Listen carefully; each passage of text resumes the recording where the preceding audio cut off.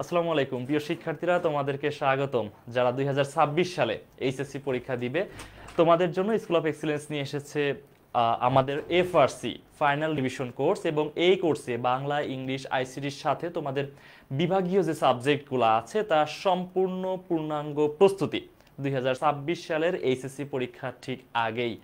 এবং এই কোর্স শুরু হবে, ক্লাস শুরু হবে আমাদের নভেম্বরের 25 তারিখ থেকে। ঠিক তার আগেই আমরা কিছু ফ্রি ক্লাস তোমাদেরকে নিব। আমাদের ফ্রি ক্লাসগুলো থেকে তোমরা অনুপ্রাণিত হবে, আমাদের এই সম্পূর্ণ কোর্সটা কিভাবে চলবে সেটা তোমরা জানতে পারবে। এবং আশা করি সম্পূর্ণ ক্লাসে আমাদের সাথে থাকবে। তোমরা যারা আমাদের সাথে যুক্ত আছো, তোমাদের বন্ধুদেরকে আমাদের ক্লাসে মেনশন দিতে পারো এবং তোমাদের নিজেদের ওয়ালে ক্লাসটা শেয়ার দিতে পারো, যাতে করে অধিক সংখ্যক শিক্ষার্থী আমাদের সাথে এই ক্লাসটা করতে পারে। আজকে আমরা পড়বো অর্থনীতি প্রথম পত্র। তোমরা দেখে ফেলেছো, এখানে লেখা আছে অর্থনীতি প্রথম পত্র ফ্রি লাইভ ক্লাস। এবং এই আমাদের কোর্সটা হচ্ছে যারা এইচএসসি এবং আলিম পরীক্ষার্থী আছো 2026-এর, তারা আমাদের এই কোর্সে ভর্তি হতে পারবে আমাদের ওয়েবসাইটে গিয়ে bdsoi.com, আমাদের ওয়েবসাইটে গিয়ে ভর্তি হতে পারবে, অথবা আমাদের পেজের ইনবক্সে মেসেজ করতে পারবে ভর্তির জন্য। তোমরা যারা যুক্ত আছো, আমি একটু দেখার চেষ্টা করি। অনেকেই যুক্ত হচ্ছ ক্লাসে ধীরে ধীরে। বন্ধুদের একটু মেনশন দিয়ে দিও, যাতে করে হচ্ছে তোমার বন্ধুরা জানতে পারে আমাদের এই ক্লাস সম্পর্কে। কারণ যেহেতু আজকে প্রথম ক্লাস, আজকে হচ্ছে আমাদের এফআরসির যে ফ্রি ক্লাসগুলো, ফ্রি ক্লাসের মধ্যে আজকে প্রথম ক্লাস। এবং আমাদের এই কোর্সে ভর্তি এখন অফারে চলছে। আমাদের কোর্সের ফি হচ্ছে 3000 টাকা, যেটা হচ্ছে এখন অফারের জন্য আমরা 1050 টাকা অফারে তোমাদেরকে ভর্তি নিচ্ছি। তো এই অফারটা অবশ্যই তোমরা গ্রহণ করবে। 1950 টাকাতে তোমরা ভর্তি হতে পারবে। আচ্ছা, তো আমরা ক্লাস শুরু করি। আমরা অর্থনীতি প্রথম পত্রের যে ক্লাসটা সেটা আমরা শুরু করব। আমাদের যে কোর্সটা হবে সেখানে আমরা এমসিকিউ, রিটেন দুইটার বেসিসেই নিব। এবং ফ্রি ক্লাসগুলো যেহেতু কম্পারেটিভলি কম সময়ের মধ্যে শেষ করব, তো সেক্ষেত্রে আমরা হচ্ছে রিটেন না, শুধুমাত্র এমসিকিউতে আমরা ফ্রি ক্লাস করব। দেখো, প্রথমে একটা উদ্দীপক থেকে কোশ্চেন। তোমরা বলবা যে প্রথমে কি উদ্দীপক দেওয়া এই জাতীয় এমসিকিউ এর কোশ্চেন হয়? হ্যাঁ, হয়। দেখো যে তোমরা যখন এইচএসসি পরীক্ষা দিবে, তোমাদের 4টা সেট থাকে কোশ্চেনে, মানে ক, খ, গ, ঘ, এমন 4টা ডিফারেন্ট সেট তোমাদেরকে এমসিকিউতে দেওয়া হয়। এবং সবগুলাতে সেম এমসিকিউ থাকে, কিন্তু শাফেল করা থাকে। অর্থাৎ তুমি যে এমসিকিউটা 7 নম্বরে দেখছো, তোমার ফ্রেন্ডের কাছে সেটা 27 নম্বরে, তোমার ফ্রেন্ডের কাছে যেটা 23 নম্বরে, তোমার কাছে সেটা 13 নম্বরে। ঠিক এভাবে শাফেল করা থাকে, তাই না? তো এই শাফেল করতে করতে তোমার উদ্দীপক জাতীয় এমসিকিউ প্রথমে আসতেই পারে। একটা একদমই অবাক করার মতো বিষয় না, ঠিক আছে? আচ্ছা, তো এখানে দেখো দুইটা সমীকরণ দেওয়া, একটা হচ্ছে চাহিদা সমীকরণ, একটা হচ্ছে যোগান সমীকরণ। দুইটা সমীকরণ দেওয়া, এবং এই সমীকরণ থেকে আমরা কি করব, পরের যে দুইটা এমসিকিউ, এখানে দেখো বলতেছে কি যে পরবর্তী দুইটা প্রশ্নের উত্তর দাও। তাহলে পরের দুইটা এমসিকিউ আমরা ঠিক এইটা দেখেই উত্তর করব। আচ্ছা, এখানে বলছে উদ্দীপকের ভারসাম্যের পরিমাণ কত। আচ্ছা, তাহলে দেখো যে আমাদের অর্থনীতিতে ভারসাম্য বা ইকুইলিব্রিয়াম নামে একটা টার্ম আছে, তাই না? ইকুইলিব্রিয়াম, তাই না? ইকুইলিব্রিয়াম নামে কি আছে, একটা টার্ম আছে। ইকুইলিব্রিয়াম শব্দের অর্থ কি? ইকুইলিব্রিয়াম, হ্যাঁ, ইকুইলিব্রিয়াম শব্দের অর্থ হচ্ছে কি? ভারসাম্য। ইকুইলিব্রিয়াম শব্দের অর্থই হচ্ছে ভারসাম্য। আচ্ছা, এখন এই ইকুইলিব্রিয়াম শব্দটা আসছে হচ্ছে ল্যাটিন শব্দ থেকে, মানে ইকুয়াল এবং বিরিয়াম এগুলা থেকে পরবর্তীতে ইকুইলিব্রিয়াম তৈরি হয়েছে। ইংলিশেও ইকুয়াল শব্দটা ব্যবহার হয়েছে পরবর্তীতে। ইকুয়াল শব্দের অর্থ কি? মানে সাম্য অবস্থা। এবং বিরিয়াম শব্দের অর্থ অচল অবস্থা, মানে একটা সাম্য অবস্থাতে এসে পরবর্তীতে যেটা অচল হয়ে যায়, মানে আর কোনো নড়াচড়া হয় না। অর্থনীতিতে ভারসাম্য বলতে বোঝায়, একটা নির্দিষ্ট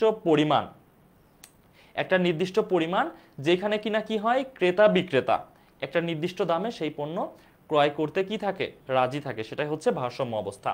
এখন এই সমীকরণ থেকে কিভাবে ভারসাম্য পরিমাণ নির্ণয় করতে হয়, ভারসাম্য দাম নির্ণয় করতে হয়, সেটা আমরা দেখব। দেখো, এই যে এখানে ডি দেওয়া বা এস দেওয়া, ডিতে আমরা কি বুঝি অর্থনীতিতে? ডিতে বুঝি হচ্ছে ডিমান্ড, তাই না?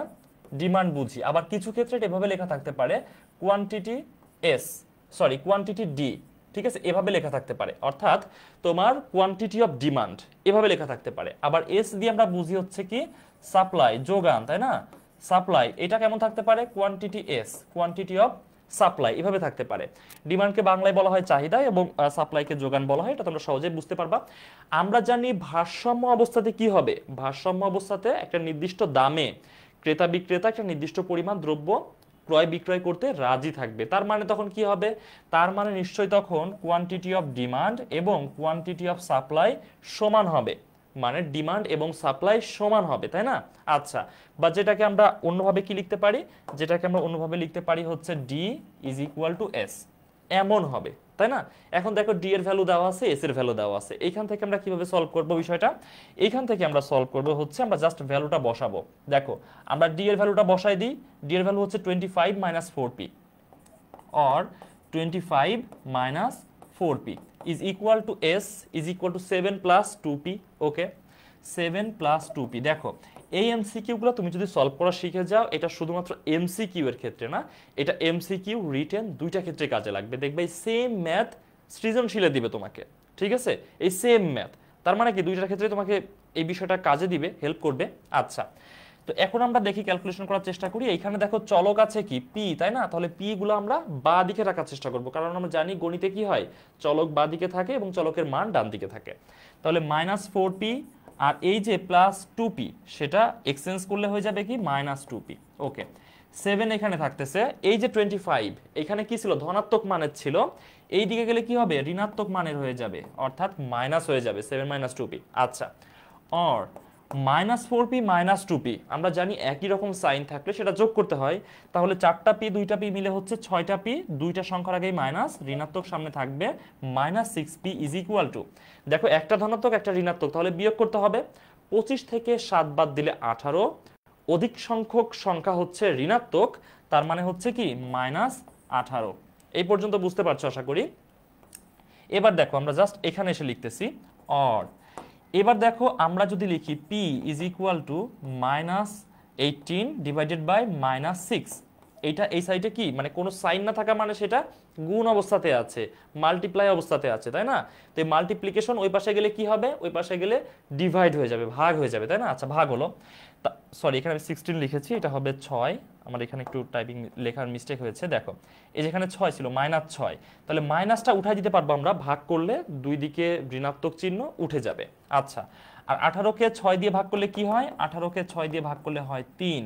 তার মানে কি হলো, আমাদের ভারসাম্য দাম, পি হচ্ছে অর্থনীতিতে প্রাইস, বুঝছো? অর্থনীতিতে দাম, দাম হচ্ছে ইংলিশে বলা হয় প্রাইস, এবং এটার সাইন হচ্ছে পি, ঠিক আছে? এটা পি দিয়ে প্রকাশ করে। তাহলে আমরা কি পেলাম, ভারসাম্য দাম পেলাম। ভারসাম্য কি পেলাম, ভারসাম্য দাম। কিন্তু আমাদের এখানে কি চাইছে যে ভারসাম্য দাম বের করো, না, চাইছে হচ্ছে ভারসাম্য পরিমাণ কত, চাইছে হচ্ছে কি ভারসাম্য পরিমাণ কত, এই পরিমাণ বের করতে হবে। তাহলে এখন বলবা যে তাহলে কেন ভারসাম্য দাম বের করলেন? কারণ এখানে ভারসাম্য দাম না বের করলে পরিমাণ আমরা বের করতে পারবো না। পরিমাণ কোনটা, পরিমাণ হচ্ছে এই ডিমান্ড এবং সাপ্লাইয়ের পরিমাণটাই হচ্ছে পরিমাণ, ঠিক আছে? ডিমান্ড এবং সাপ্লাইয়ের পরিমাণটাই হচ্ছে আমাদের আলটিমেট পরিমাণ, সেটা আমরা বের করার চেষ্টা করি, দেখি। আচ্ছা, আমি এই সাইডে চলে আসি, কারণ এখানে আমাদের আর জায়গা নাই। আমরা এখন দেখো এই সমীকরণগুলো জাস্ট এখানে বসাবো আমরা। d is equal two 25 - 4p, তাহলে 25 - 4, p এর ভ্যালু কত, p এর ভ্যালু হচ্ছে 3, তাহলে এই যে এখানে p এর ভ্যালু 3, মাঝে একটা ডট, ডট বলতে ইকোনমিক্সে বা যে কোনো ম্যাথমেটিক্যাল অপারেশনে কি বোঝায়, গুণ বোঝায়, তাই না? গুণ করতে হবে। আচ্ছা, তাহলে 25 - 3 আর 4 গুণ করলে হয় 12, 25 থেকে 12 বিয়োগ করলে হয় 13। তাহলে আমরা ডিমান্ডের পরিমাণ, অর্থাৎ ডিমান্ড বলতে কি চাহিদার পরিমাণ পাচ্ছি 13। এখন আমরা যোগানের পরিমাণটা বের করব। দেখি সাপ্লাইয়ের সমীকরণটা কি দেওয়া, s is equal two 7 + 2p, 7 + 2p, তাহলে 7 + 2, পি এর ভ্যালু কত, পি এর ভ্যালু হচ্ছে 3, তাহলে এখানে আমরা বসাচ্ছি 3, 7 যোগ 3 আর 2 গুণ করলে 6, 13। তাহলে দেখো এইখানেও 13, সাপ্লাইয়ের পরিমাণ 13, ডিমান্ডের পরিমাণ 13, অর্থাৎ প্রাইস যদি 3 টাকা হয় বা দাম যদি 3 টাকা হয়, তাহলে চাহিদার পরিমাণও থাকে 13, যোগানের পরিমাণ থাকে 13। তাহলে 3 হচ্ছে ভারসাম্য দাম এবং এই 13 হচ্ছে ভারসাম্য পরিমাণ। তাহলে অপশনে কি ছিল, 10, 13, 16 নাকি 19? সঠিক উত্তর কোনটা হচ্ছে বলো তো? সঠিক উত্তর হচ্ছে 13। খুব সহজে পেরে গেলাম, তাই না? এটা আমরা খুব সহজে আমরা পারি। তাহলে দেখো এখানে শেখার আছে কি, শেখার আছে এই ফর্মুলাটা, এই যে ফর্মুলা যেটা দেখলা, এই ফর্মুলাটা শেখার আছে, তোমাদেরকে এটা মনে রাখতে হবে। এই ফর্মুলাটা কি মনে থাকবে, এটা এই ফর্মুলাটা তোমাকে মনে রাখতে হবে, সাথে করে সেখান থেকে ভারসাম্য দাম পরিমাণ বের করা শিখতে হবে। আবার এইটা যখন সিকিউতে আসবে, কিভাবে আসবে তখন, তখন সিকিউতে এর সাথে আরো কিছু বিষয় থাকতে পারে। সেটা হচ্ছে কি, সেটা হচ্ছে এখান থেকে চিত্র অঙ্কন করা। আমরা জানি বাজার ভারসাম্যের একটা চিত্র আছে, চিত্রটা আমরা তো এমসিকিউ সলভ করছি, এখন আর দেখাচ্ছি না, আমরা হচ্ছে যখন বিস্তারিত ক্লাসে পড়বো তখন শিখবো। কারণ এখন যদি আমরা এইটার যতগুলো ম্যাথ পসিবল, সব পসিবল ম্যাথ শেখাই, তাহলে পুরো ক্লাস আমরা এটা দিয়ে শেষ করতে পারবো, তাই না? কারণ বাজার ভারসাম্য এটা তো একটা হিউজ টপিক, এটার অনেক কিছু আছে, এটা চিত্র আছে, আবার উল্টা সমীকরণ করা যায়, ভারসাম্য পরিমাণ এবং দাম দিয়ে ভারসাম্য সমীকরণ তৈরি, চাহিদা এবং যোগান সমীকরণ তৈরি করা যায়, অনেক কিছু অপারেশন আছে যেটা আমরা মূল ক্লাসে শিখবো। এখন এত কিছু শিখতে গেলে একটা এমসিকিউ দিয়ে পুরো ক্লাস শেষ হয়ে যাবে। আচ্ছা, তাহলে বিষয়টা বুঝতে পেরেছো আশা করি। এই জাতীয় এমসিকিউ তোমরা দেখে থাকবে যে এমন কোনো বছর নাই যে পরীক্ষাতে আসে নাই, তোমাদের এইচএসসি পরীক্ষাতে প্রত্যেক বছর এসেছে, প্রত্যেক বছর। তো এই যে বাজার ভারসাম্য, চাহিদা, যোগান, ভোক্তা উৎপাদকের আচরণ, এই বিষয়গুলো আমাদেরকে সবসময় একটু শিখে যেতে হবে। হ্যাঁ, আমরা অবশ্যই আমাদের যে ক্লাসগুলো হবে তোমাদের হচ্ছে এফআরসিতে, ফাইনাল রিভিশন কোর্সে, সেখানে একদমই বিস্তারিত শিখবো। আচ্ছা, যারা ক্লাসে যুক্ত আছো তোমরা অবশ্যই উত্তর করবে, আমাদের সাথে সাথে উত্তর করবে। যারা সালাম দিয়েছো ওয়ালাইকুম আসসালাম, সবাইকে ওয়ালাইকুম আসসালাম। ঠিক আছে, সম্পূর্ণ সময় থাকবে আশা করি ক্লাসে। আচ্ছা, শুধু সালাম দিয়েই চলে যাবে, বিষয়টা যাতে এমন না হয়। আচ্ছা, ঠিক আছে, এবার আমরা আসি পরের কোশ্চেনটাতে, কারণ আমরা বলেছিলাম যে দুইটা কোশ্চেন সলভ করতে হবে এই উদ্দীপকটা দিয়ে। উদ্দীপকটা এখানে দেওয়া আছে, আরো একবার সমীকরণটা পরেরটা। উদ্দীপকের আলোকে দ্রব্যটির দাম 4 টাকা থেকে বৃদ্ধি পেয়ে 5 টাকা হলে, বা 4 টাকা থেকে বেড়ে 5 টাকা হলে চাহিদার স্থিতিস্থাপকতা কি হবে? দেখো, চাহিদার স্থিতিস্থাপকতার সূত্রটা কি সেটা আমাদেরকে প্রথম একটু জানতে হবে। আমি একটু চাহিদার স্থিতিস্থাপকতার সূত্রটা লিখি এখানে, ঠিক আছে? কোন কালার দিয়ে লিখলে ভালো দেখা যাবে? এইটা দিয়ে লিখলে অবশ্যই ভালো দেখা যাবে। দেখো, চাহিদার স্থিতিস্থাপকতা ইংলিশে কি বলা হয়? স্থিতিস্থাপকতাকে ইলাস্টিসিটি, তাই না? এই যে এখানে যে টার্মটা দেওয়া আছে না, স্থিতিস্থাপকতা, এটাকে ইংলিশে বলা হয় আমি বানানটা আবারও ভুল করে ফেলেছি, ইলাস্টিসিটি, ELAS, ইলাস্টিসিটি। হ্যাঁ, ইলাস্টিসিটি, এটাকে বাংলাতে বলি আমরা স্থিতিস্থাপকতা। মানে ইলাস্টিসিটি বলতে আমরা কি বুঝি? আমরা বলি না ইলাস্টিক প্রোডাক্ট, মানে যেটা টেনে লম্বা করা যায়, ঠিক আছে?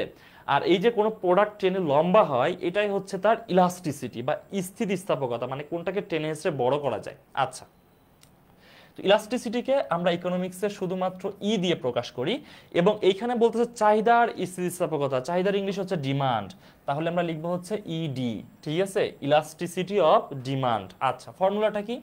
ফর্মুলা হচ্ছে del Q divided by del P into P divided by Q.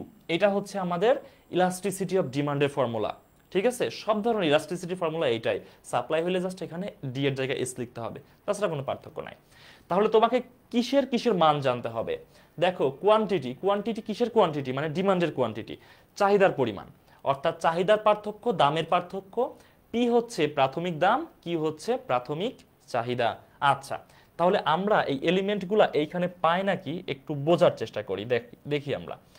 দেখো, এইখানে আমরা যদি কিউতে আসি, আমি এখানে একটু জায়গা তৈরি করে নিচ্ছি। দেখো, আমরা যদি Q1-এ আসি, দেখো এখানে হচ্ছে আমরা হচ্ছে আগে তো করতে হবে, প্রাইসটা দেখে নিতে হবে, ঠিক আছে? প্রাইস না জানলে তো আমরা কিউ বের করতে পারবো না, কারণ আমাদের কিউ এখান থেকে বের করতে হবে। আচ্ছা, দেখো তাহলে পি কত, P1 কত? P1 হচ্ছে 4 টাকা, তাই না? তাহলে P1 হচ্ছে 4 টাকা, অর্থাৎ প্রাথমিক দাম হচ্ছে 4 টাকা। তাহলে Q1 কত হবে? Q1 হবে হচ্ছে, দেখো আমরা যে কোনো একটা ফর্মুলা এখানে ইউজ করলেই হবে, কারণ দুইটা ফর্মুলাতে এখানে মান বসাইলে মানটা সেম আসবে, কোনো পার্থক্য হবে না। আমি ধরলাম যে এই ফর্মুলাতে আমরা মানটা বসাই দিলাম, বা হচ্ছে আমরা এই যে আগের স্লাইড থেকে তো ভ্যালু পেয়ে গেছি, তাই না? সেখান থেকেও নিতে পারতাম। আচ্ছা, তো আমরা এখানে 4 বসাই, 25 মাইনাস 4p বা 4p, ঠিক আছে? এইখানে আমরা যদি হচ্ছে মানটা বসাই 25 মাইনাস 4 ইন্টু পি এর মান হচ্ছে কত? 4, তাহলে 25 মাইনাস 4 আর 4 হচ্ছে 16, তাহলে কত হচ্ছে? 9। তাহলে Q1 এর মান কত হচ্ছে? Q1 এর মান হচ্ছে 9। আচ্ছা, এবার আমরা যদি হচ্ছে 2 নম্বরটা হিসাব করি, কারণ আমাদের দুইটা হিসাব করতে হবে এখানে। 2 নম্বরটা হিসাব করার জন্য আমরা এখানে একটু জায়গা করে নিচ্ছি, কারণ জায়গা খুবই কম আমাদের স্লাইডের মধ্যে, এর জন্য একটু জায়গা কনজেস্টেড ভাবে লিখতে হচ্ছে। আচ্ছা, তো P2 এর মান কত? দেখো, P2 এর মান হচ্ছে 5 টাকা, তাহলে P2 এর মান হচ্ছে 5। Q2 এর মান কত হবে? Q2 এর মান আমরা জাস্ট এখানে বসাবো 25 মাইনাস 4p, যে কোনো একটা সমীকরণে বসালেই হবে, সেম মান আসবে। আচ্ছা, তাহলে 25 মাইনাস 4 ইন্টু পি এর ভ্যালু হচ্ছে 5 নতুনটাতে, তাহলে 5, তাহলে 25 মাইনাস 20, তাহলে কত হচ্ছে? 5। একদম নিচ পর্যন্ত দেখা যাচ্ছে 5, একদম নিচে। আচ্ছা, তাহলে আমরা এখানে পাচ্ছি হচ্ছে P2 এর মান 5, আর হচ্ছে Q2 এর মানও 5, দুইটাই সেম। আর এখানে P1 4 আর Q1 হচ্ছে 9। ওকে, তাহলে আমরা একটু এখানে লেখার চেষ্টা করি আমরা কি কি ভ্যালু পেলাম এবং সেইগুলা দেখো। আমরা ম্যাথটাই সাইডে করব, একদমই হচ্ছে ডান সাইডে, স্লাইডে জায়গা কম থাকাতে একটু সমস্যা হচ্ছে আমাদের। ওকে, দেখো এইখানে আমরা ম্যাথটা করে ফেলতে পারবো। আচ্ছা, তাহলে এইখানে আমরা পাইলাম হচ্ছে P1 সমান হচ্ছে 4 আর P2 সমান হচ্ছে 5। তাহলে ডেল P এর মান কত? আমরা জানি ডেল বলতে বোঝানোর পার্থক্য, তাহলে P2 মাইনাস P1, P2 এর মান 5 আর P1 এর মান হচ্ছে 4। তাহলে কত হলো আমাদের মান? মান হলো হচ্ছে 1। আচ্ছা, এবার আমরা যদি বের করার চেষ্টা করি হচ্ছে আমাদের কিউ এর মান, মানে চাহিদার পরিমাণ। Q1 এর মান দেখো কত, এই যে Q1 এর মান হচ্ছে 9, Q1 এর মান হচ্ছে 9। Q2 এর মান কত? Q2 এর মান হচ্ছে এই যে এখান থেকে পাচ্ছি 5। তাহলে ডেল Q এর মান হচ্ছে Q2 মাইনাস Q1। Q2 এর মান কত? 5 আর Q1 এর মান হচ্ছে 9। 5 থেকে 9 বিয়োগ করলে হয় -4, কারণ বেশি সংখ্যা হচ্ছে মাইনাসের দিকে। এখন আমরা জাস্ট এই ফর্মুলাটা অ্যাপ্লাই করলে হয়ে যাবে, এই ফর্মুলাটা অ্যাপ্লাই করলে হয়ে যাবে। এই ফর্মুলাটা আবার এই সাইডে আমি লিখছি, এই ফর্মুলাটা লিখে আমি সলভ করব। দেখো, elasticity of demand is equal to del Q by del P into P by Q. Just মানটা বসিয়ে দাও। ডেল কিউ এর মান কত হচ্ছে আমাদের? এই যে ডেল কিউ এর মান হচ্ছে -4, ডেল পি এর মান হচ্ছে কত? ডেল পি হচ্ছে 1। আচ্ছা, গুণ করি আমরা। পি বলতে P1 বোঝাচ্ছে, তাহলে P1 হচ্ছে 4 আর কিউ বলতে বোঝানো হচ্ছে Q1, Q1 হচ্ছে কত? 9। আচ্ছা, তাহলে এখন আমরা যদি গুণ করি, দেখো -4 আর 4 উপরে উপরে গুণ করলে হচ্ছে -16 আর 9 আর 1 গুণ করলে হচ্ছে 9। ঠিক আছে, এখন এইটাকে তুমি যদি ভাগ করো মান আসবে হচ্ছে -1.77, এমন একটা মান আসবে, হয়তো তুমি একটু ক্যালকুলেটরে ভাগ করে নিতে পারো। কিন্তু স্থিতিস্থাপকতার ক্ষেত্রে ঋণাত্মক মান কোনোভাবেই গ্রহণযোগ্য না। তাহলে আমরা কি করব? এইখানে একটা মডুলাস সাইন দিব, দিয়ে ঋণাত্মক মান বাদ দিয়ে 1.77 নিব। আচ্ছা, 1.77 মানে সেটা স্থিতিস্থাপক পণ্য, তাই না? বা স্থিতিস্থাপক দ্রব্য। এটাকে আমরা কি বলতে পারি? এটাকে আমরা বলতে পারি ইলাস্টিক প্রোডাক্ট, ইলাস্টিক প্রোডাক্ট বা স্থিতিস্থাপক দ্রব্য বা পণ্য। আচ্ছা, তাহলে এটার মান হচ্ছে 1.77। তাহলে এই যে ইডি এর ভ্যালু এটা, তাই না? এটা হচ্ছে ইডি এর ভ্যালু। তো এখানে বলতেছে ইডি এর ভ্যালু কি 0? নেভার, 0 তো হয়নি। ইডি এর ভ্যালু কি 1? না, 1ও হয়নি। ইডি এর ভ্যালু কি 1-এর চেয়ে বড় নাকি, সরি, 1-এর চেয়ে ছোট নাকি 1-এর চেয়ে বড়? উত্তর হয়েছে আমাদের 1-এর চেয়ে বড়। 1.77 1-এর চেয়ে বড়। তাহলে সঠিক উত্তর কোনটা? সঠিক উত্তর হচ্ছে উত্তর ঘ, তাই না? সঠিক উত্তর হচ্ছে উত্তর ঘ। এটা হচ্ছে আমাদের এখানে সঠিক উত্তর। কি বুঝতে পারলা? এটা হচ্ছে আমাদের সঠিক উত্তর। এই জাতীয় এমসিকিউ তোমাদের পরীক্ষাগুলোতে আসে, এইচএসসি পরীক্ষাতে আসে। আমরা এমসিকিউ গুলো দেখার চেষ্টা করব। যারা আমাদের সাথে যুক্ত আছো অনেকেই উত্তর করতেছো। ঠিক আছে, আচ্ছা, ওকে। এবার পরের কোশ্চেনে আমরা যাই। পরের কোশ্চেন দেখি আমরা, বলছে মুক্ত অর্থনীতিতে সামগ্রিক ব্যয় নির্ণয়ের সূত্র কোনটি? মুক্ত অর্থনীতি, দেখো আমাদেরকে আগে জানতে হবে যে অর্থনীতি এই যে মানে কোনটা, এই জাতীয় সেক্টরের ক্ষেত্রে আমরা যদি ক্লাসিফিকেশন করি, একটা হতে পারে মুক্ত, যেটা এখানে লেখা আছে, আর একটা হতে পারে বদ্ধ অর্থনীতি। ঠিক আছে, বদ্ধ অর্থনীতি। আচ্ছা, কোনটা মুক্ত অর্থনীতি, কোনটা বদ্ধ অর্থনীতি? দেখো, মুক্ত অর্থনীতি হচ্ছে সেটা যেখান থেকে যেই দেশের অর্থনীতিতে বৈদেশিক আয় সংযুক্ত হয়, যে দেশের অর্থনীতিতে কি হয়? বৈদেশিক বৈদেশিক আয় বৈদেশিক আয় থাকে। ঠিক আছে, যে দেশের অর্থনীতিতে কি থাকে?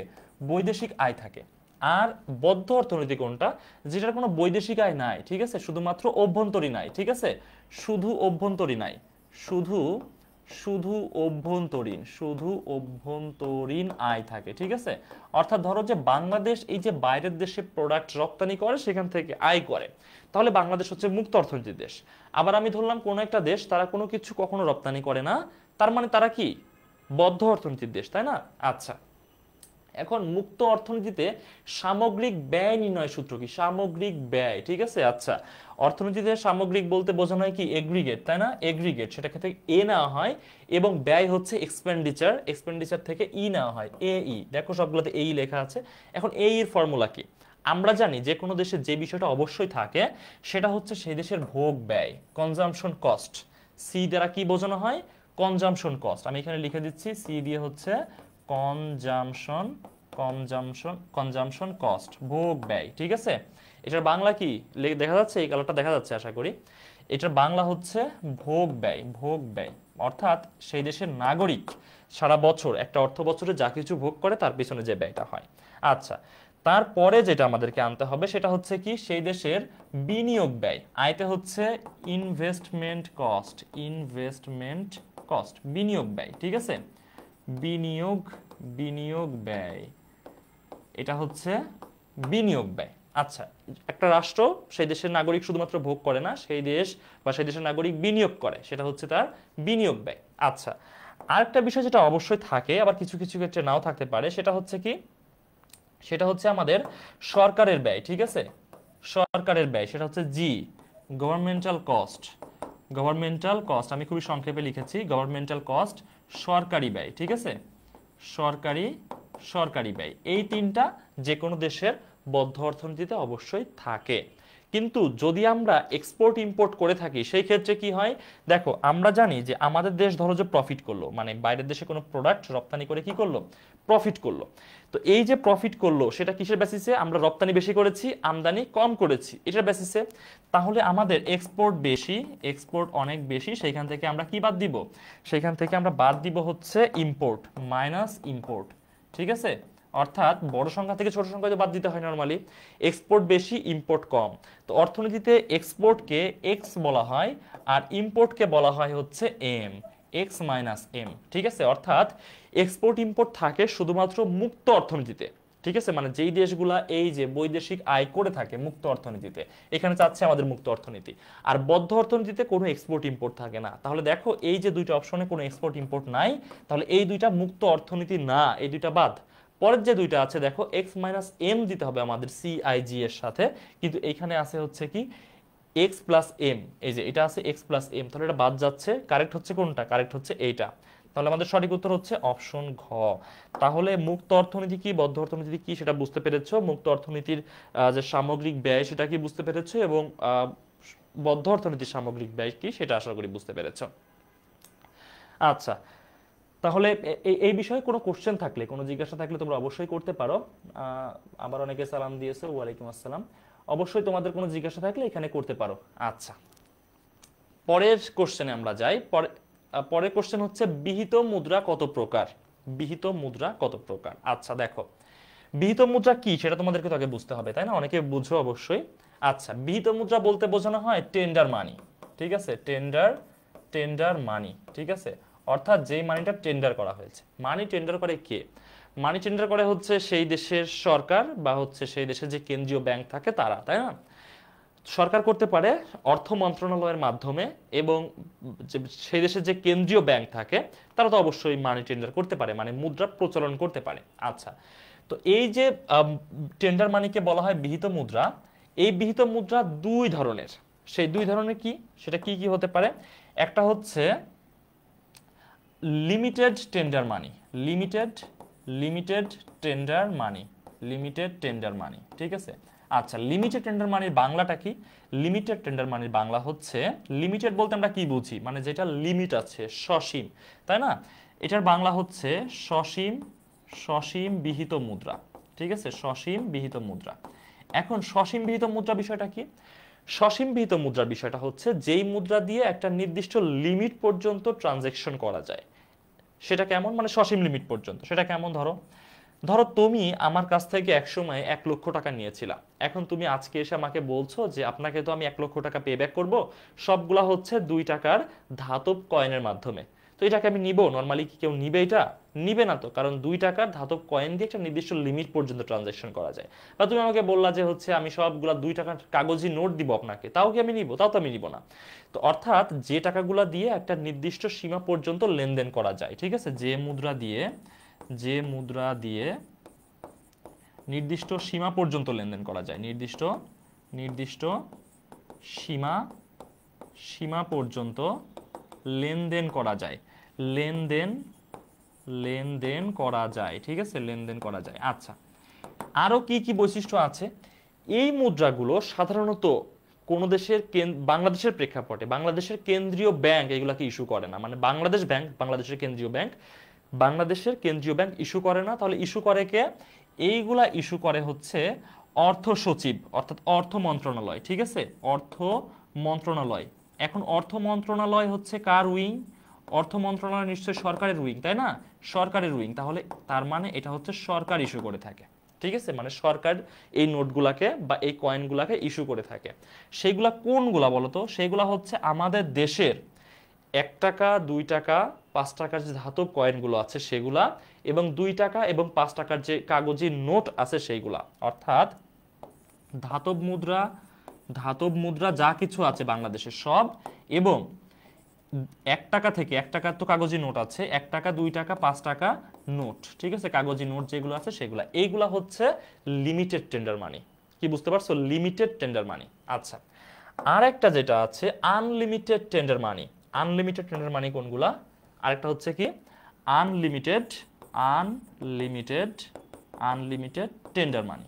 আচ্ছা, আনলিমিটেড টেন্ডার মানি দেখার চেষ্টা করি। তো এখন দেখো, আনলিমিটেড বলতেই তো আমরা বুঝতে পারতেছি এটা হচ্ছে অসীম। এটা হচ্ছে কি অসীম বিহিত মুদ্রা, অসীম বিহিত, অসীম বিহিত মুদ্রা, অর্থাৎ যেটা দিয়ে আনলিমিটেড রেঞ্জ পর্যন্ত লেনদেন করা যায়। ঠিক আছে, অর্থাৎ আনলিমিটেড লেনদেন করা যায়, সহজে লিখে দিচ্ছি, আনলিমিটেড লেনদেন করা যায়, লেনদেন করা যায়। আচ্ছা, এখন এই টাকা ইস্যু করে হচ্ছে সরকার না, এই টাকাগুলো ইস্যু করে হচ্ছে কেন্দ্রীয় ব্যাংক, অর্থাৎ বাংলাদেশের কেন্দ্রীয় ব্যাংক হচ্ছে বাংলাদেশ ব্যাংক।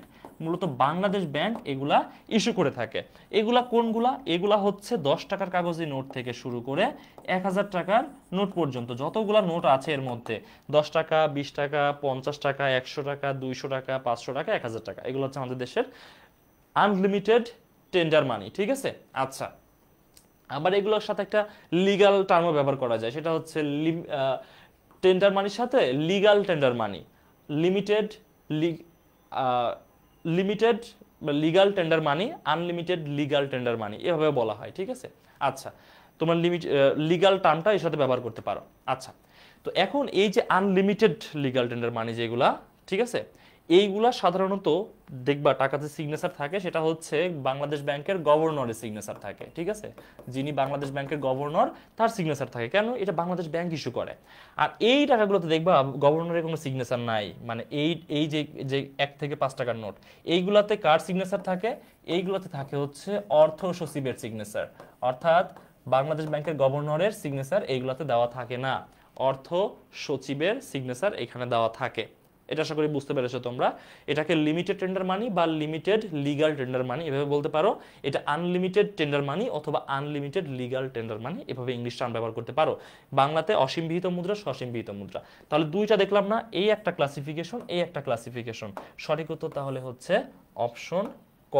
অপশন ক হচ্ছে সঠিক উত্তর। কি বুঝতে পারছো? খুব বেশি কঠিন না, কিন্তু অনেক তথ্য আছে, বুঝে বুঝে পড়লে অর্থনীতিতে অনেক মার্ক ওঠানো যায়, অনেক মার্ক। তোমরা দেখেছো এই বছরের তো এইচএসসি পরীক্ষার যে রেজাল্টটা মোটামুটি ভাবে একটু খারাপ হয়েছে, তোমরা দেখেছো। তো আগামী বছর তো এমনই হতে পারে বা এর চেয়ে ভালো হতে পারে, খারাপ হতে পারে। তো তোমাদের লক্ষ্য থাকতে হবে কি প্রিপারেশনটা ভালো রাখার। যাদের প্রিপারেশন ভালো ছিল তারা কি করেছে? ভালো রেজাল্ট করেছে। যাদের এ প্লাস পাওয়ার কথা ছিল তারা পেয়েছে, যাদের গোল্ডেন এ প্লাস পাওয়ার কথা ছিল তারা পেয়ে গেছে, বা যাদের অনেক বেশি মার্ক পাওয়ার প্রত্যাশা ছিল, ভালো লেখাপড়া করেছে, তারা সেটা পেয়ে গেছে। বাট যারা কোনো রকম লেখাপড়া করেছে, ঠিক আছে, পরীক্ষা দিয়ে অন্য বছরের মতোই তো হবে, প্রচুর পাস হবে, প্রচুর ভালো রেজাল্ট হবে, জিপি 5 ছড়াছড়ি হবে, তারা কিন্তু আলটিমেটলি খারাপ রেজাল্ট করে ফেলেছে। তো তোমাদের কাজ হবে প্রিপারেশনটা ঠিক এ পর্যায়ে রাখা। জাস্ট একটা শব্দ তোমাদেরকে বলা হবে যে বিহিত মুদ্রা, তো তুমি বিহিত মুদ্রা সম্পর্কে হিউজ তথ্য তুমি জানো, বোঝো, তোমার প্রিপারেশনটা থাকতে হবে ঠিক এই লেভেলের এইচএসসি পরীক্ষার আগে। ঠিক আছে, এবং আমাদের এফআরসি টার্গেট হচ্ছে ঠিক এইটা, মানে আমাদের যে কোর্সটা ফাইনাল ডিভিশন কোর্স, এই কোর্সের টার্গেট হচ্ছে ঠিক এইটা, যে তোমাদের প্রিপারেশনটাকে এই পর্যায়ে পুশ করা। ফাইন। আচ্ছা, পরের কোশ্চেন বলছে অর্থনীতি হলো সম্পদের বিজ্ঞান। কে বলেছেন? জন মেনার্ড কেইন্স, অধ্যাপক মার্শাল, অ্যাডাম স্মিথ, নাকি র্যাগনার ফ্রিশ? চারজন বিখ্যাত অর্থনীতিবিদের নাম এইখানে দেওয়া আছে। অর্থনীতিকে সম্পদের বিজ্ঞান কে বলেছেন? দেখো, প্রথম যে অপশনটা দেওয়া আছে, প্রথম অপশনে কার নাম দেওয়া? জন মেনার্ড কেইন্স। তো এনাকে তোমরা সংক্ষেপে জে এম কেইন্স নামে চিনো, তাই না? জন মেনার্ড কেইন্স বা J M Keynes. J M Keynes একজন আধুনিক অর্থনীতিবিদ। তো জে এম কেইন্স কি জন্য বিখ্যাত হয়ে আছেন? তিনি হচ্ছেন সামষ্টিক অর্থনীতির জনক। তিনি হচ্ছেন কি? সামষ্টিক অর্থনীতির জনক। সামষ্টিক অর্থনীতির জনক। এখন বলবা সামষ্টিক অর্থনীতি আবার কি? অর্থনীতিকে দুইটা ভাগে ভাগ করা হয়েছে, একটা হচ্ছে সামষ্টিক অর্থনীতি, একটা হচ্ছে ব্যষ্টিক অর্থনীতি, যেমন ম্যাক্রো ইকোনমিক্স এবং মাইক্রো ইকোনমিক্স। ম্যাক্রো ইকোনমিক্স যেটা সেটা হচ্ছে সামষ্টিক, আর মাইক্রো যেটা, মাইক্রো মানে কি ক্ষুদ্র না, সেটা হচ্ছে ব্যষ্টিক। ব্যষ্টিক মানে ক্ষুদ্র। ব্যষ্টিক শব্দের অর্থ কি? ব্যষ্টিক শব্দের অর্থ হচ্ছে ক্ষুদ্র। এই যে ব্যষ্টিক স্পেলিংটা হচ্ছে ঠিক এমন, ব্যষ্টিক শব্দের অর্থ হচ্ছে ক্ষুদ্র। হ্যাঁ, ক্ষুদ্র। এটা হচ্ছে কি micro economics, MICRO, micro economics. আর সামষ্টিক হচ্ছে কি macro economics, MACRO, macro economics. ঠিক আছে। ম্যাক্রো ইকোনমিক্সের জনক হচ্ছেন JM কেইন্স বা জন মেনার্ড কেইন্স। আচ্ছা, এবং এই যে দুইটা ভাগে ভাগ করলো, মানে ম্যাক্রো এবং মাইক্রো, এই দুইটা ভাগে ভাগ করেছেন হচ্ছেন এই অধ্যাপক র্যাগনার ফ্রেশ। ঠিক আছে। তিনি কি করছেন? তিনি করছেন কি অর্থনীতিকে দুইটা ভাগে ভাগ করেছেন। তিনি দুইটা ভাগে ভাগ করেছেন, দুইটা ভাগে ভাগ করেছেন। ঠিক আছে। সেই দুইটার নাম কি কি? সেই দুইটার নাম হচ্ছে, একটা হচ্ছে ম্যাক্রো ইকোনমিক্স, ম্যাক্রো ইকোনমিক্স, আরেকটার নাম হচ্ছে কি মাইক্রো ইকোনমিক্স, মাইক্রো ইকোনমিক্স। হ্যাঁ, এই দুইটা ভাগে তিনি ভাগ করেছেন, অর্থাৎ ব্যষ্টিক অর্থনীতি, সামষ্টিক অর্থনীতি, ব্যষ্টিক অর্থনীতি। এবং এই কাজের জন্য কি করা হয়? র্যাগনার ফ্রিশকে প্রথম নোবেল পুরস্কার দেওয়া হয়, অর্থাৎ অর্থনীতিতে প্রথম নোবেল জয়ী হচ্ছেন অধ্যাপক র্যাগনার ফ্রিশ। এই নামটা মনে রেখো, প্রথম নোবেল বিজয়ী, প্রথম নোবেল বিজয়ী। অর্থনীতিতে প্রথম নোবেল জিতেছেন হচ্ছেন র্যাগনার ফ্রিশ, মানে অর্থনীতিতে প্রথম নোবেল জিতেছেন। ঠিক আছে, এটা মনে রাখতে হবে। এবং এই কাজের জন্য, অর্থনীতিকে দুইটা ভাগে ভাগ করার জন্য, মূলত ম্যাক্রো ইকোনমিক্সে কি আলোচনা করা হয়? এটা যেহেতু সামষ্টিক, অর্থাৎ একটি দেশের অর্থনৈতিক পরিকল্পনা, হ্যাঁ, বাজেট, এইসব বড় বড় বিষয়গুলো হচ্ছে ম্যাক্রো ইকোনমিক্সের কাজ। আর মাইক্রোতে ক্ষুদ্র ক্ষুদ্র বিষয়, ঠিক আছে, বাজার অর্থনীতি, তারপর এই যে ক্ষতি লাভ, এইসব ছোট ছোট বিষয়গুলো মাইক্রো ইকোনমিক্সের আলোচিত বিষয়। আচ্ছা, এবার অধ্যাপক মার্শালের নাম তোমরা শুনেছো। অধ্যাপক মার্শাল একজন ক্লাসিক্যাল অর্থনীতিবিদ, এবং অধ্যাপক মার্শাল অর্থনীতিতে বিশাল অবদান রাখার জন্য বিখ্যাত হয়ে আছেন। এবং তার একটা বিখ্যাত বই, the principal of economics, the principles হ্যাঁ অন ইকোনমিক্স, এই কাজটার জন্য তিনি বিখ্যাত হয়ে আছেন। এই বইটা লেখার জন্য তিনি বিখ্যাত হয়ে আছেন অধ্যাপক মার্শাল।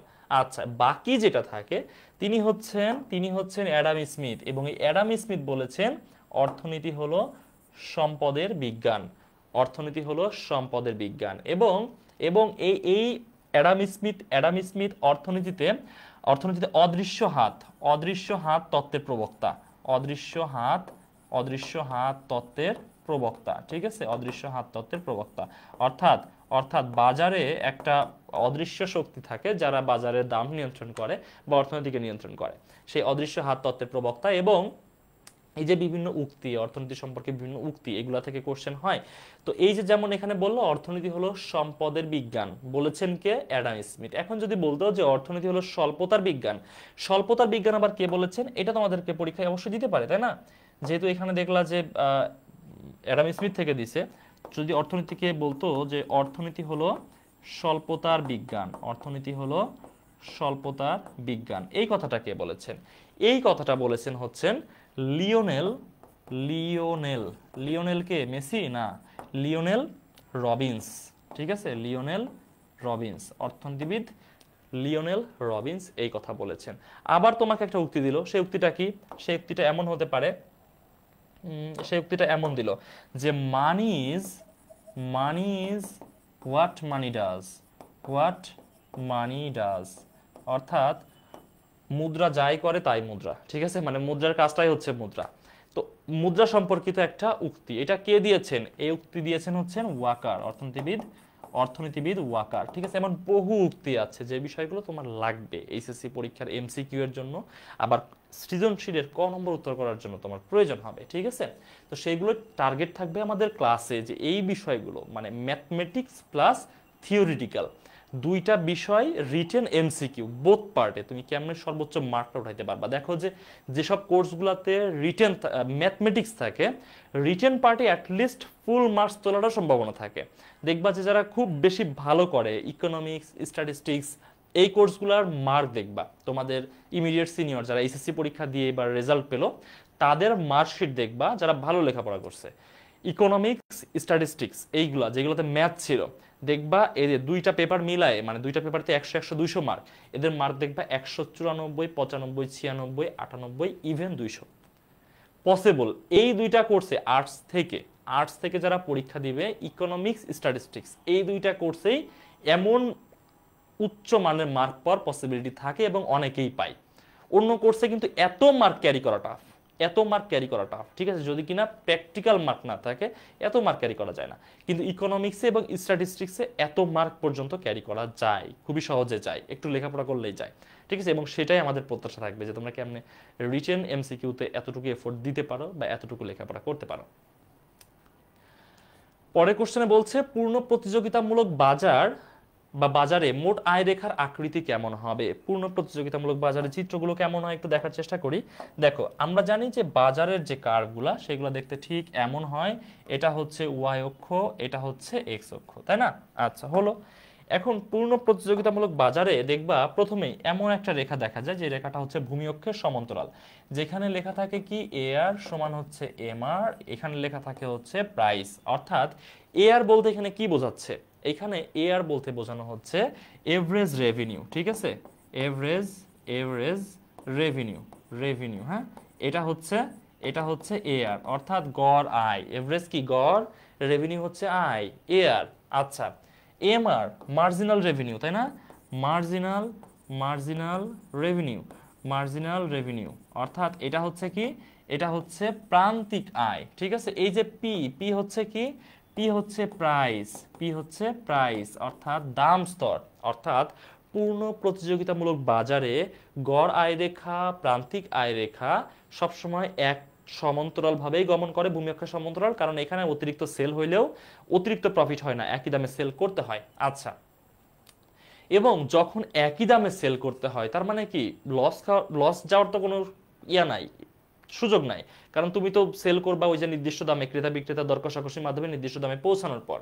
তো যখন তুমি নির্দিষ্ট দামে পৌঁছিয়ে গিয়েই সেল করবা, তার মানে কি হবে, তোমার যে টোটাল রেভিনিউ হবে, ঠিক আছে, মানে এই যে এখানে বলতেছে না, মানে মোট আয়, মোটের ইংলিশ হচ্ছে কি টোটাল, টি, রেভিনিউ হচ্ছে আয়, টি আর রেখা। অর্থাৎ টি আর রেখা তখন কেমন হবে, টি আর রেখা যেটা হবে সেটা হচ্ছে ঠিক এমন, ঠিক আছে। অর্থাৎ দেখো বা থেকে ডান দিকে ঊর্ধ্বমুখী হবে, ঠিক আছে। অর্থাৎ তোমার কোনোভাবেই লস হবে না। যদি লস হতো তাহলে এভারেজ রেভিনিউ কখনো এমন প্যারালালি যাইতো না, বা এমআর রেখা কখনো এভাবে প্যারালালি যাইতো না, ঠিক আছে।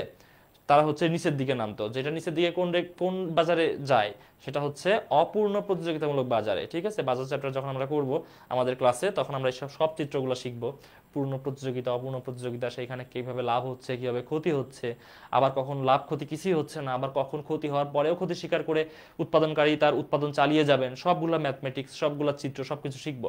তো এখানে আমরা জাস্ট এই রেখাটা কোন দিকে যায় দেখার চেষ্টা করি, সেটা হচ্ছে টোটাল রেভিনিউ রেখা, বাঁ থেকে ডান দিকে ঊর্ধ্বমুখী। তাহলে আমরা অপশন দেখি, বাম থেকে ডানে ঊর্ধ্বমুখী, একদম অপশন এ তে ছিল। তাহলে সঠিক উত্তর হচ্ছে কোনটা, সঠিক উত্তর হচ্ছে অপশন এ।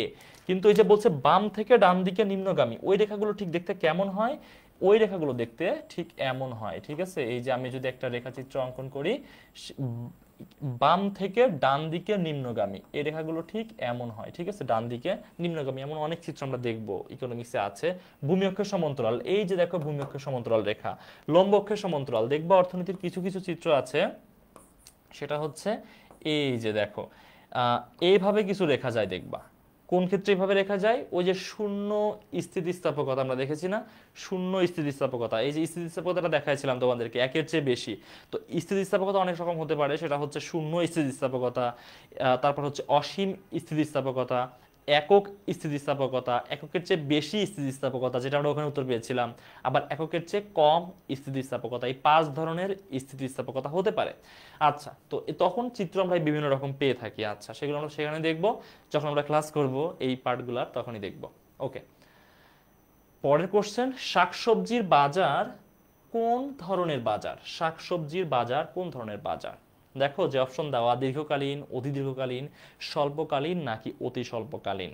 দেখো এই যে বাজারের ক্লাসিফিকেশন এখানে তোমরা যেটা দেখতেছো, এটা হচ্ছে সময়ের ভিত্তিতে, ঠিক আছে। এইখানে যে বাজারের ক্লাসিফিকেশন দেওয়া আছে, এগুলা হচ্ছে কি সময়ের ভিত্তিতে বা স্থায়িত্বের ভিত্তিতে।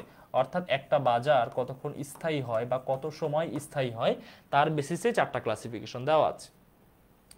তো আমরা যদি প্রথমে দেখি অতি দীর্ঘকালীন, অতি দীর্ঘকালীন বলতে কি বোঝানো হয়, মানে যে বাজারের পণ্যগুলো সাধারণত পচনশীল না, যে কারণে তার যে চাহিদা বা তার যে বিপণন ব্যবস্থা সেটা শুধুমাত্র একটা নির্দিষ্ট এরিয়ার মধ্যে সীমাবদ্ধ না, বা নির্দিষ্ট অঞ্চলের মধ্যে সীমাবদ্ধ না, বা একটা নির্দিষ্ট দেশের মধ্যেও সীমাবদ্ধ না, সারা বিশ্বে তার একটা বিস্তৃতি আছে, সেগুলোকে আমরা বলি কি অতি দীর্ঘকালীন বাজারের পণ্য। যেমন ধরো সোনার বাজার, সোনা, ঠিক আছে, এই সোনা কি কোন একটা নির্দিষ্ট অঞ্চল বা দেশ এমন এর মধ্যে সীমাবদ্ধ না, এটা আন্তর্জাতিকভাবে বিস্তৃত। তাহলে এটা হচ্ছে কি অতি দীর্ঘকালীন বাজার। বা অন্যান্য যেসব হচ্ছে তোমার ধাতব পদার্থ আছে, অন্যান্য হচ্ছে ধাতব পদার্থ আছে, সেগুলো দেখবা সারা বিশ্বে মোটামুটি দামের একটা ব্যালেন্স থাকে, কারণ কি সারা বিশ্বব্যাপী এর বিস্তার আছে।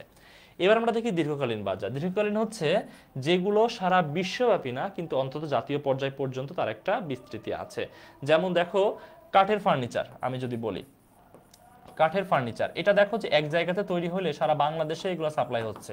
ধরো যে বাংলাদেশে কিছু ফার্নিচার ব্র্যান্ড, তারা কি করতেছে, এক জায়গাতে প্রডিউস করতেছে, নিয়ে সারা বাংলাদেশে কি করতেছে, সেল করতেছে, অর্থাৎ একটা দেশের মধ্যে তারা সীমাবদ্ধ। আচ্ছা, স্বল্পকালীন মানে এখানে কিন্তু সময়ের বেসিসে না, মানে এর বিস্তৃতির বেসিসে মূলত হচ্ছে এই কালগুলো নির্ধারণ করা হয়। স্বল্পকালীন হচ্ছে যেগুলো সাধারণত একটা দেশের কোনো বিশাল অঞ্চলব্যাপী বিস্তৃত হয়, কিন্তু সাধারণত কোনো সারা দেশব্যাপী কখনো বিস্তৃত হয় না। যেমন দেখো পোশাক, ঠিক আছে, যে শাড়ি কাপড় এইগুলা পোশাক, ঠিক আছে, এইগুলা নর্মালি কোনো একটা অঞ্চলব্যাপী তোমার হচ্ছে বিস্তৃত থাকে। খুবই এখনকার যুগে অবশ্য একটু চেঞ্জ হয়ে গেছে ধারণাটা, কারণ এখন কোন একটা পোশাক মানে যদি খুব ভালো মানের হয় সেটা সারা দেশেই প্রচলিত হয়ে যায়, কিন্তু ক্লাসিক্যাল যে ধারণাগুলো অর্থনীতি সেখানে সারা দেশব্যাপী কখনোই প্রচলিত হতো না, কোনো একটা অঞ্চলের মধ্যে সীমাবদ্ধ থাকতো। সেগুলো হচ্ছে স্বল্পকালীন বাজার। আচ্ছা, অতি স্বল্পকালীন হচ্ছে যেইগুলা পচনশীল, ঠিক আছে, পচনশীল মানে এটা কোনোভাবেই সারা দেশব্যাপী বা অঞ্চলব্যাপী বিস্তার করা সম্ভব না, পচনশীল। যেমন দেখো কাঁচা দুধ, এটা তো নষ্ট হয়ে যাবে অল্প সময়ের মধ্যে, শাকসবজি নষ্ট হয়ে যাবে অল্প সময়ের মধ্যে, এগুলো হচ্ছে অতি স্বল্পকালীন বাজার। কিন্তু আধুনিক বিজ্ঞানের যে বিস্তৃতি হয়েছে, প্রযুক্তিগত উন্নতি হয়েছে, যোগাযোগ ব্যবস্থার উন্নতি হয়েছে, এর ফলে কিন্তু এই কনসেপ্টগুলোর পুরোপুরি কাজ করে না এখনকার দিনে। কারণ দেখো এখন পচনশীল দ্রব্য সারা দেশব্যাপী ইভেন আন্তর্জাতিক বাজারে বিস্তৃতি করে। যেমন দেখো বাংলাদেশের ইলিশ মাছ, এই বাংলাদেশের ইলিশ মাছ ইউরোপে আমেরিকাতে রপ্তানি হয়।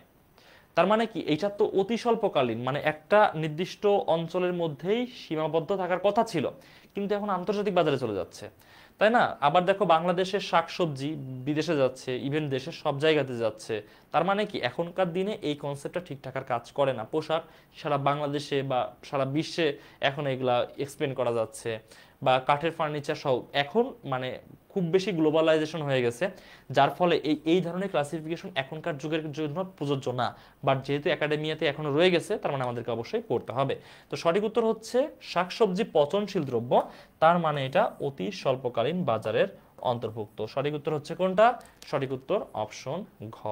আচ্ছা, তোমরা যারা যুক্ত আছো আমাদের সাথে পুরো ক্লাসে যারা ছিল তাদেরকে তো বেশি ধন্যবাদ দিব। আচ্ছা, আর যারা যুক্ত হচ্ছ সবাইকে স্বাগতম ক্লাসে আরো একবার। ওকে, আচ্ছা, তো পরেরটাতে আমরা দেখি একটা উদ্দীপক দেওয়া আছে, উদ্দীপক থেকে আমাদেরকে আনসার করতে হবে। তো দেখি এখানে বলছে জনাব আরমান বাজার থেকে 4টি ফজলি আম ক্রয় করলো। প্রথম আম ভোগের পর সে 30 টাকার সমান উপযোগ পেল। দ্বিতীয়, তৃতীয় এবং চতুর্থ আম ভোগের পর সে যথাক্রমে মোট 55 টাকা, 75 টাকা এবং 90 টাকার সমপরিমাণ উপযোগ পেল। এটা হচ্ছে একটা উদ্দীপক দেওয়া। উদ্দীপকে অর্থনীতির কোন বিধিটি প্রতিফলিত হয়েছে? তাহলে দেখো সে যখন আমগুলো ভোগ করছে, প্রথম আমটা সে যখন ভোগ করলো সে হচ্ছে কত টাকা, টোটাল 30 টাকার ইউটিলিটি পেয়েছে। দ্বিতীয় আমটা যখন সে ভোগ করলো তখন দেখো এখানে হচ্ছে কত টাকা, দ্বিতীয় আম হচ্ছে 55 টাকা। আচ্ছা ঠিক আছে, 55 টাকা।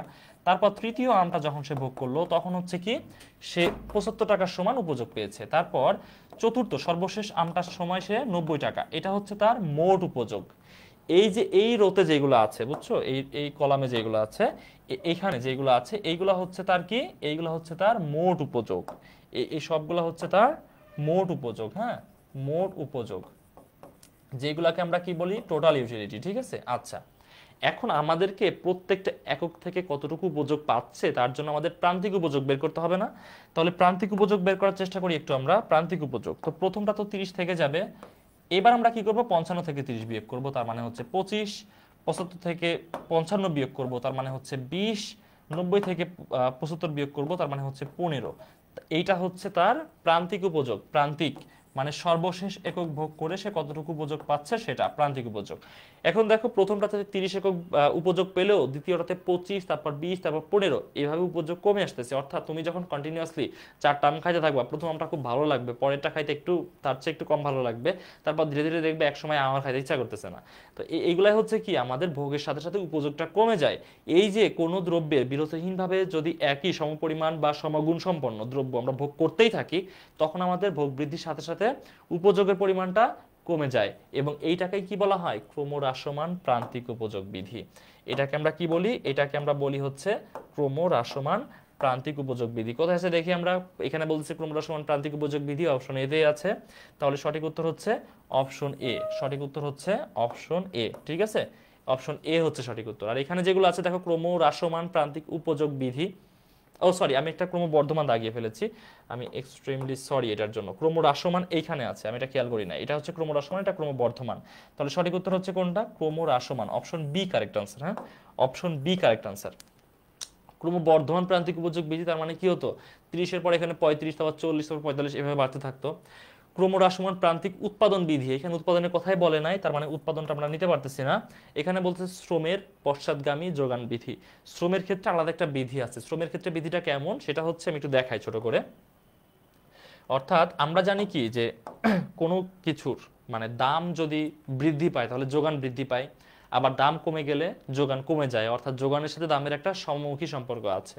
কিন্তু শ্রমের ক্ষেত্রে বিষয়টা একটু ডিফারেন্ট। মানে শ্রমিক কি করে, ধরো যে এটা আমি একটা কার্ড দেখাচ্ছি, ঠিক আছে, এটা একটা কার্ড দেখাচ্ছি, এইদিকে হচ্ছে শ্রমের যোগান, আমি ধরলাম এটা হচ্ছে 5, এটা হচ্ছে 10, এটা হচ্ছে 15, মানে একজন শ্রমিকের কর্মঘন্টা এইদিকে।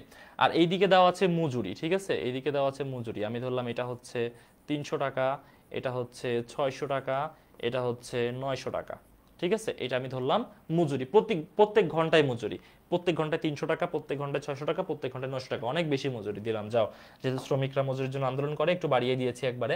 আচ্ছা, তো আমি দেখলাম যে হচ্ছে আমি যখন করতেছি মানে শ্রমিকদের মজুরি 300 টাকা করে প্রত্যেক ঘন্টায় দিচ্ছি, একজন শ্রমিক 5 ঘন্টা কাজ করে, 5 ঘন্টা করে কাজ করে, তার মানে কি সে 1500 টাকা পায়, বেশ স্যাটিসফাইড, সে কাজ করতেছে। আমি করলাম কি, মজুরি ডবল করে দিলাম, যে ঠিক আছে ভাই 600 করে দিব। মজুরি পেয়ে, এত বেশি মজুরি পেয়ে শ্রমিক তো খুব বেশি মোটিভেটেড, সে সারা দিন কাজ করে, এখন দিনে 15 ঘন্টা করে কাজ করে, মানে ধুমায় কাজ কাম করে, ঠিক আছে, কারণ প্রত্যেক ঘন্টা কাজ করলে 600 টাকা, আমি তো বড়লোক হয়ে যাবো কাজ কাম করলে। তার মানে সে দিনে কাজ করতেছে 15 ঘন্টা করে, 600 টাকা পার ঘন্টা নিচ্ছে, তার মানে 9000 টাকা পার ডে ইনকাম করতেছে, অনেক টাকা ইনকাম করতেছে। আমি বললাম মজুরি আরো বাড়াই দিব, বাড়াই দিয়ে কি করবো, 900 টাকা পার ঘন্টা দিবে। এইবার দেখবে যে টাকা পয়সা তো জীবনে অনেক ইনকাম করলাম, এখন তার এত টাকা ইনকাম করার দরকারও নাই, মজুরি অনেক বেশি দিচ্ছে, আমি একটু কাজ কমাই দিই, জাস্ট 10 ঘন্টা করে কাজ করি, তাইলে আমি অনেক টাকা পাবো, 9000 টাকা পাবো প্রত্যেক দিনে, আমার আর এত কাজ করার দরকার নাই। তখন শ্রমিক কি করবে, কাজ একটু কমায় যায়, তখন সে একটু রিল্যাক্স করবে, ফ্যামিলিকে সময় দিবে, ঘুরতে যাবে, এটা করবে সেটা করবে, মানে অধিক পরিমাণে মজুরি বাড়াইলেও শ্রমিক তার শ্রম কমায় দেয় মাঝে মাঝে। তো এখন দেখো কি হলো, প্রথম বিন্দু ছিল এইটা, দ্বিতীয় বিন্দু ছিল এইটা, থার্ড বিন্দু ছিল এইটা। এখন আমি যদি এখান থেকে একটা রেখা টানার চেষ্টা করি, সরি, একটা রেখা টানার চেষ্টা করি, তাহলে দেখো এটা ছিল আমাদের প্রথম বিন্দু, তাই না, তারপর এটা দ্বিতীয় বিন্দু, এটা হচ্ছে তৃতীয় বিন্দু। তাহলে দেখো আমাদের শ্রমের যে যোগান রেখা সেটা অনেকটা হয় এমন, ঠিক আছে, অর্থাৎ দেখো কিছু হলে পশ্চাদমুখী, মানে এই যে এই দিক থেকে এই দিকে যাচ্ছে, তাই না, দেখো এখান থেকে হঠাৎ করে আবার পিছন দিকে চলে গেছে, তার মানে এই যে শ্রমের পশ্চাৎগামী যোগান রেখাটা ঠিক দেখতে এমন হয়। ঠিক আছে, এটা হচ্ছে আমাদের 5th চ্যাপ্টারে আছে, মানে শ্রমবাজার নামে একটা চ্যাপ্টার আছে ফার্স্ট পেপারে, পঞ্চম অধ্যায়ে, তখন আমরা এই ম্যাথগুলো শিখবো ইনশাল্লাহ, তখন দেখা যাবে এই বিষয়গুলো। আচ্ছা, এবার বলতেছে তৃতীয় আমটি ভোগের ক্ষেত্রে জনাব আরমানের প্রান্তিক উপযোগ কত হবে। তৃতীয় আমটি ভোগের ক্ষেত্রে আমরা যে আম ভোগের বিষয়টা দেখলাম, মানে তিনি যে আমগুলো খাইলেন, তো সেখানে দেখলাম যে প্রথম আমটা তিনি যখন ভোগ করলেন পাইলেন হচ্ছে মোট উপযোগ 30, দ্বিতীয় আম ভোগ করার ক্ষেত্রে তার মোট উপযোগ হচ্ছে 55, তৃতীয় আম ভোগ করার সময় তার মোট উপযোগ হচ্ছে 75, এবং চতুর্থ আম ভোগ করার সময় তার মোট উপযোগ হচ্ছে 90। এই বিষয়গুলো হচ্ছে তার টোটাল ইউটিলিটি বা মোট উপযোগ। ঠিক আছে, উপযোগকে ইংলিশে বলা হয় কি, ইউটিলিটি। ঠিক আছে, আচ্ছা, এবার প্রান্তিক মার্জিনাল ইউটিলিটি বের করবো আমরা। মার্জিনাল, তো প্রথমটা তো 30 থেকে যাবে, এখান 55 থেকে 30 বিয়োগ করলে হচ্ছে 25, 75 থেকে 55 বিয়োগ করলে হচ্ছে 20, 90 থেকে 75 বিয়োগ করলে হচ্ছে 15। এখন দেখো আমাদের চাচ্ছে হচ্ছে তৃতীয় অঙ্ক করার সময় আমাদের হচ্ছে মার্জিনাল ইউটিলিটি কত হবে। তো 3 নম্বর আম হচ্ছে এইটা, মার্জিনাল ইউটিলিটি সেখানে হচ্ছে 20। সঠিক উত্তর কোনটা? সঠিক উত্তর হচ্ছে 20। তাহলে এখানে অপশনে দেওয়া 15, 20, 25 নাকি 0? সঠিক উত্তর হচ্ছে আমাদের 20, অপশন বি কারেক্ট আনসার।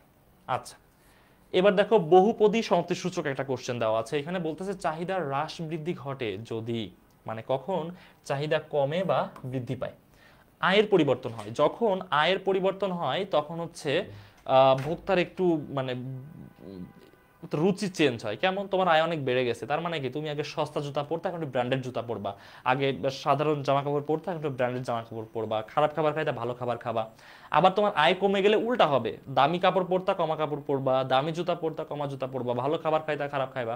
মানে আয়ের পরিবর্তন হলে চাহিদার কি হয়? চেঞ্জ হয়। আচ্ছা, দামের পরিবর্তন হলো সেম, দাম বৃদ্ধি পেলে চাহিদা কমে যায়, দাম কমে গেলে চাহিদা বেড়ে যায়। দাম এবং চাহিদার মধ্যে বিপরীতমুখী সম্পর্ক, তার ম্যাথ আছে, চিত্র আছে, সবকিছু আছে, ক্লাসে দেখবো আমরা।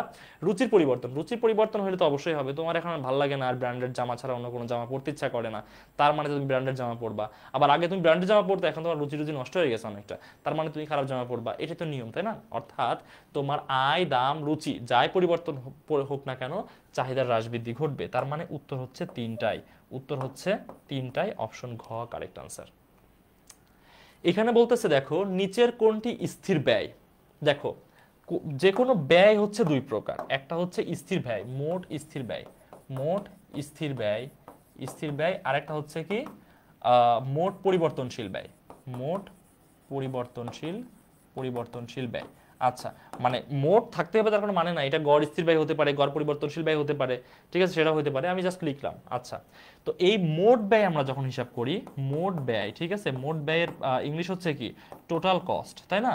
তখন আমরা এই মোট স্থির ব্যয়, মোট স্থির ব্যয় তার সাথে মোট পরিবর্তনশীল ব্যয় যোগ করি, মোট পরিবর্তনশীল ব্যয় যোগ করে দিই, ঠিক আছে। তাহলে কি হয়?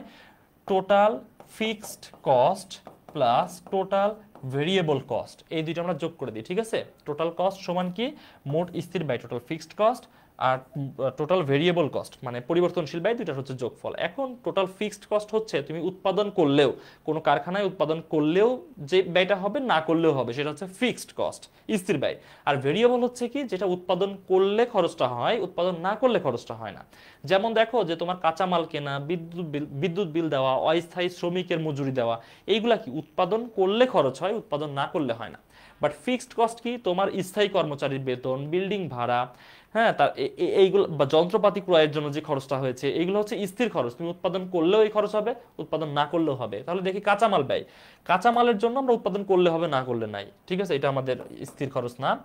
অস্থায়ী কর্মচারী উৎপাদন না করলে এটা থাকে না, তার মানে এটা বাদ যাচ্ছে। পরিবহন ব্যয়, উৎপাদন না করলে কোনো পরিবহন ব্যয় থাকে না, কিন্তু কারখানার ভাড়া তুমি উৎপাদন করো বা না করো, ওই একটা বিল্ডিং এর ভাড়া তোমাকে সারা বছর দিয়ে যেতে হবে। তাহলে কারখানার ভাড়া হচ্ছে আমাদের স্থির ব্যয়, টোটাল ফিক্সড কস্টের অন্তর্ভুক্ত। পরের কোশ্চেন, ধনতান্ত্রিক অর্থব্যবস্থায় উৎপাদনের মূল লক্ষ্য কি? ধনতান্ত্রিক ক্যাপিটালিজমে, হ্যাঁ, তা আমরা জানি অর্থব্যবস্থা কত ধরনের, একটা হচ্ছে ধনতান্ত্রিক, ধনতান্ত্রিক, ধনতান্ত্রিক, একটা হচ্ছে কি সমাজতান্ত্রিক, একটা হচ্ছে সমাজতান্ত্রিক, একটা হচ্ছে কি মিশ্র, একটা হচ্ছে মিশ্র মানে যার মধ্যে ধনতন্ত্র সমাজতন্ত্র দুইটাই আছে, আরেকটা হচ্ছে কি, আরেকটা হচ্ছে ইসলামিক, আরেকটা হচ্ছে ইসলামিক অর্থব্যবস্থা। এই চার ধরনের অর্থব্যবস্থা মূলত সারা বিশ্বে এখন প্রচলিত আছে। তো ধনতন্ত্রের উদ্দেশ্য হচ্ছে সর্বোচ্চ মুনাফা করা, মানে যেমনি হোক প্রফিট করবে, ক্যাপিটালিস্টিক, তাই না, যেটাকে বলে ক্যাপিটাল শব্দের অর্থ কি মূলধন, মানুষের যেমনি হোক মুনাফা করবে, মূলধন অ্যাচিভ করবে। আর সমাজতন্ত্র হচ্ছে সামাজিক কল্যাণ করা, সমাজে কল্যাণ বয়ে আনা, এটাই। মিশ্র হচ্ছে দুইটারই ভালো দিকগুলো নেওয়া, খারাপ দিকগুলো বাদ দেওয়া।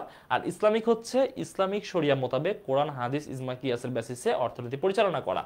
আচ্ছা, তো ধনতন্ত্রের উদ্দেশ্যই হচ্ছে সর্বোচ্চ মুনাফা অর্জন করা, অপশন সি কারেক্ট আনসার। আর এখানে যেটা সুষম উন্নয়ন, এটা হচ্ছে সমাজতন্ত্রের উদ্দেশ্য, সামাজিক নিরাপত্তা, এটাও সমাজতন্ত্রের উদ্দেশ্য, চাহিদার উপর নিয়ন্ত্রণ, এটা হচ্ছে সমাজতন্ত্রের উদ্দেশ্য। বাকি তিনটাই সমাজতন্ত্র থেকে নেওয়া, আর বাকি একটা যেটা সেটা ধনতন্ত্র থেকে নেওয়া। সঠিক উত্তর কোনটা? সঠিক উত্তর অপশন গ। এই চারটা অর্থব্যবস্থা ভালো করে পড়লে তুমি পরীক্ষাতে একটা কোশ্চেন কমন পাবাই, মানে এখান থেকে একটা কোশ্চেন দেয় নরমালি। আচ্ছা, অর্থের ক্রয় ক্ষমতাকে কি বলে? অর্থের ক্রয় ক্ষমতা অর্থাৎ এক ইউনিট অর্থ দিয়ে যতটুকু দ্রব্য কেনা যায় সেটাকে কি বলে? অপশন দেখো, দাম স্তর, অর্থের মূল্য, অর্থের চাহিদা, অর্থের প্রচলন গতি। দেখো আমরা একটা আরভিং ফিশারের যে অর্থের পরিমাণ তত্ত্ব, আরভিং ফিশারের, ঠিক আছে, অর্থনীতিবিদ আরভিং ফিশার, সেখানে আমরা দেখেছি যে হচ্ছে অর্থের যে গতি, ঠিক আছে, অর্থের গতি এবং মূল্যের যে পরিমাণ তত্ত্ব, সেখানে তিনি একটা থিওরি দিয়েছেন। আচ্ছা, তো এই থিওরি অনুযায়ী তিনি দেখিয়েছেন যে হচ্ছে যে মানুষজনের হাতে যত টাকা থাকে এবং এটা আমি যে ফর্মুলা লিখে দিই, ঠিক আছে, এমভি সমান হচ্ছে পিটি। দেখো অর্থাৎ মানুষ টোটাল টাকার পরিমাণ এবং তার হচ্ছে প্রচলন গতি, সেটা সমান হচ্ছে কি, পি হচ্ছে দাম স্তর এবং টিতে হচ্ছে ট্রানজ্যাকশন টাইম। এটা তিনি দেখিয়েছেন এবং এইখান থেকে মূলত অর্থের ক্রয় ক্ষমতা কি, মানে অর্থের ক্রয় ক্ষমতা দিয়ে কি বোঝায় সেটা এই থিওরি থেকে এসেছে। এটা ক্লাসে একদম বিস্তারিত পড়তে হবে, নাহলে এখানে সম্ভব না বোঝানো, অনেক বড় থিওরি এটা। আচ্ছা, তো অর্থের ক্রয় ক্ষমতা বলতে বোঝায় যে একটা নির্দিষ্ট পরিমাণ অর্থ দিয়ে আমরা কি করতে পারি, মানে কতটুকু দ্রব্য কিনতে পারি এবং যতটুকু দ্রব্য কিনতে পারি সেটাই হচ্ছে অর্থের মূল্য। যেমন দেখো তুমি 100 টাকা দিয়ে আমি ধরলাম তুমি 100 টাকা দিয়ে একটা কি কিনতে পারলা, 100 টাকা দিয়ে এখন কি কেনা যায়? আচ্ছা, আমি 100 টাকা না, আমি 1000 টাকা ধরলাম, 1000 টাকা একটা শার্ট কিনতে পারলা, একটা শার্ট কিনতে পারলা, ঠিক আছে।